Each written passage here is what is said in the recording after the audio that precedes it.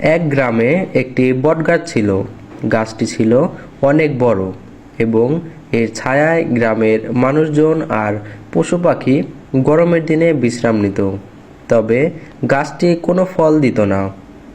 একদিন এক ব্যক্তি গাছের নিচে বিশ্রাম নিতে এসে বলল, তুই তো কেবল ছায়া দিস, কিন্তু কোনো ফল দিস না, তুই অকাজের গাছ।